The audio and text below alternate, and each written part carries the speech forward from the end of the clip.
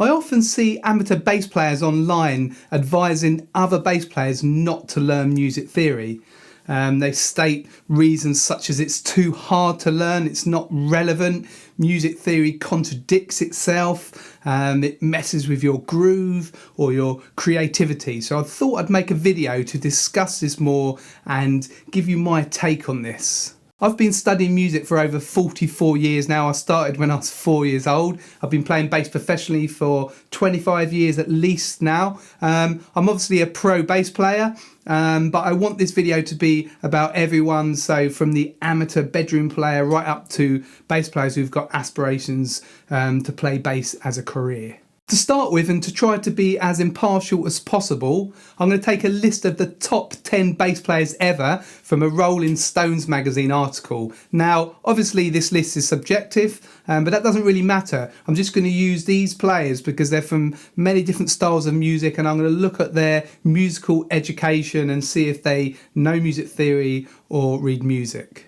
Now, just to make a distinction, music theory isn't just about reading music. You can have a really high level of music theory and not read music, but they're obviously intertwined and connected.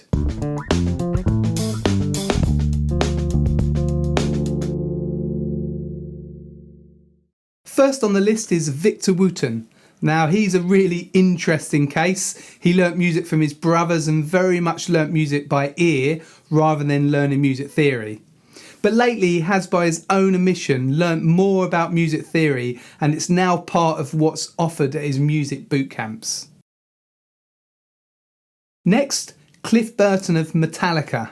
He learnt piano from the age of 6 and played Beethoven and Bach a lot. He later went on to study classical music and music theory at college, and apparently he used to school his Metallica bandmates about music all the time. So he clearly had a grip on music theory and could read music too. Jack Bruce is next on the list. He's a really interesting character. He studied cello initially and then won a scholarship to the Royal College of Music in London, where he also studied piano and composition. He sang in a church choir as a boy as well. And Jack Bruce played jazz on the upright bass after college, eventually ending up in Cream after playing in the Graham Bond organisation, John Mayall's Blues Breakers, and a brief stint in Manfred Mann. So we can safely say that he was extremely schooled in music theory and reading music. If you're enjoying what you're seeing in this video, don't forget to subscribe to my channel here on YouTube. You can do that by clicking the red subscribe button in the corner of the screen, and if you click the bell and select all, you'll get notified as soon as I bring out a new video. Next on the list we've got Jaco Pastorius, who doesn't really need any introducing. He started his musical career playing drums, and then he got an injury and switched to bass. Initially he didn't read music, but he learnt to do this and also developed musically while on the road and playing on cruise ships. It's pretty obvious by listening to his solo albums and the Weather Report albums that he understood a high level of music theory. John Paul Jones of Led Zeppelin fame is next on the list. Before joining the Superband, he was one of the UK's most in-demand session bass players. He started learning piano at 6 years of age, taught by his father, and then he studied music formally at college. He then became a choir master and organist at his local church. Both of these would require a high understanding of music theory and of course the ability to read music. He also played jazz before helping to form Led Zepp. Next is Les Claypool from Primus. Now, I haven't managed to find many details about Les's musical upbringing, apart from the fact that he played in the high school jazz band, which would imply that he had some formal training, as you'd need to read music and understand some music theory to play jazz. I also found this from an online interview where Les clearly understands music theory to answer this question.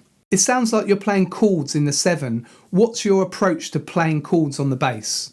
It depends. On that one, I think I'm just doing the root and the third, playing the third up on the G string. He is self-taught on the bass though, and learnt by studying players like Stanley Clarke and Larry Graham.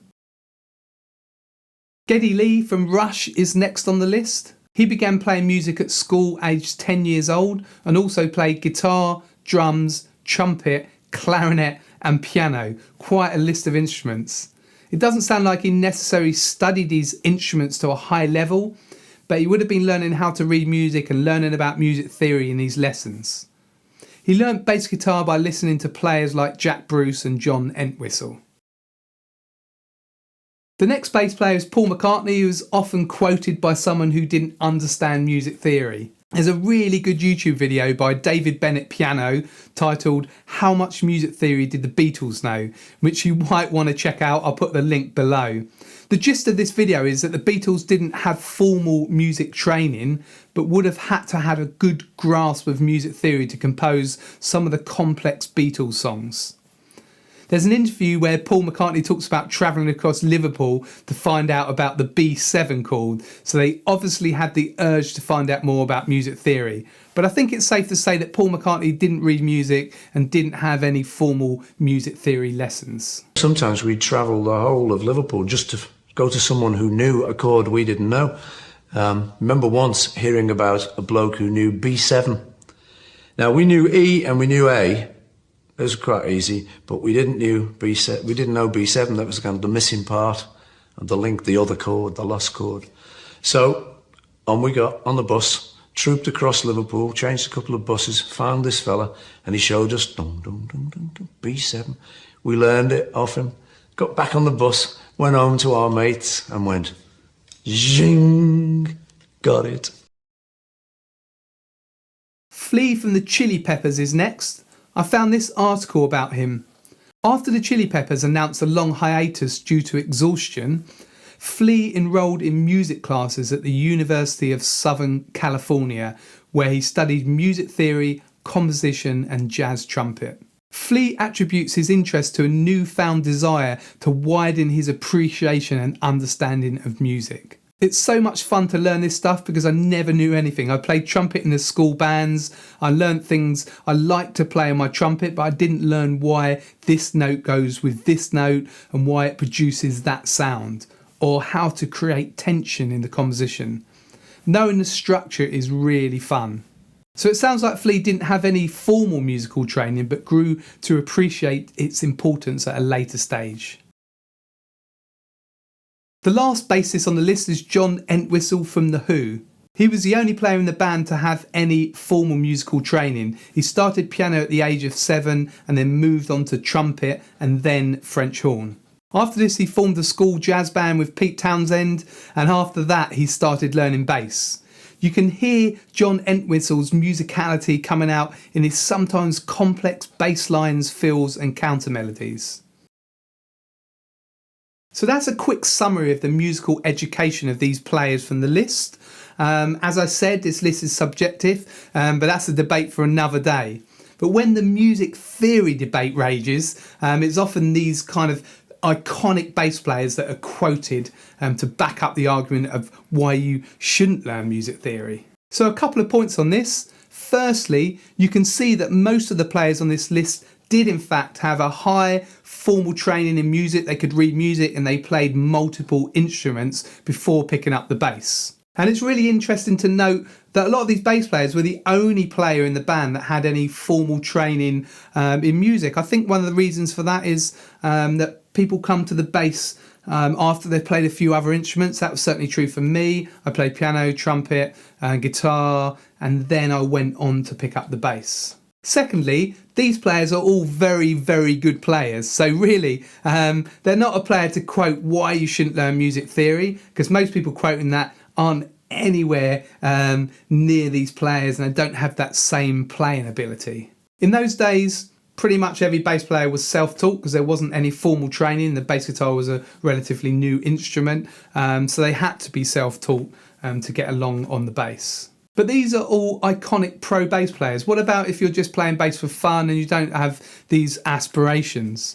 Well, my suggestion is to learn as much music theory as you can as you go along learning your instrument. It's just part of learning an instrument. That way you can talk to your bandmates and other people about music. You can explain what you're playing. You can listen to them explaining to you what they want you to play.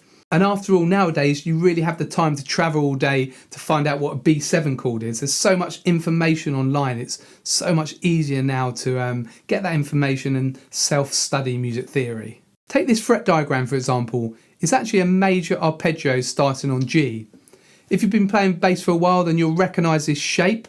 But if you understand music theory, then you'll know what the root note is. You'll know that's G. You'll know that the B is the major third and the D is the fifth.